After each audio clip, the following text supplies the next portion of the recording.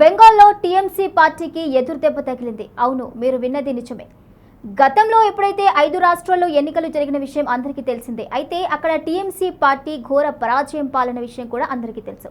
So ఇప్పుడిప్పుడే మరి ఆ పరాజయం నుంచి టీఎంసీ పార్టీ కోలుకుంటుంది అన్న సమయంలో టీఎంసీ పార్టీకి మమతా బెనర్జీకి మరో ఎదురుదెబ్బ తగిలింది. అదేంటంటే టీఎంసీ పార్టీలో ఉన్న 60 మంది ఎమ్మెల్యేలు తిరుగుబాటు ప్రారంభించారు. మమతా బెనర్జీ నాయకత్వం నుంచి తప్పుకోవాలి అంటూ అల్టిమేటం జారీ చేశారు. అభిషేక్ బెనర్జీపై దాడికి నిరసనగా ఒక అత్యవసర సమావేశాన్ని అయితే కూడా ఏర్పాటు చేయడం జరిగింది. అయితే ఆ అత్యవసర సమావేశానికి కేవలం 20 మంది ఎమ్మెల్యేలు మాత్రమే హాజరయ్యారు.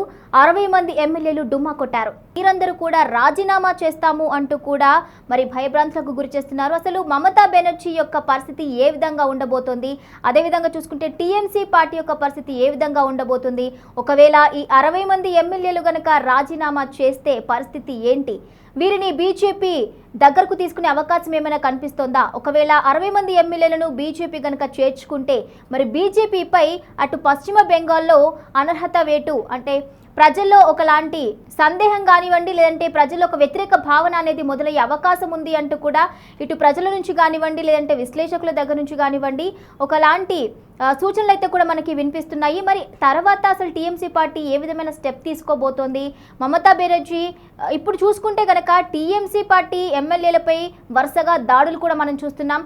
అయితే తర్వాత టార్గెట్ మమతా బెనర్జీ అనే సందేహాలు కూడా వ్యక్తమవుతున్నాయి. దీనికి సంబంధించి మమతా బెనర్జీ కూడా బయటకు రావాలంటే భయపడుతున్నారు అన్న వార్తలు కూడా చక్కర్లు కొడుతున్నాయి.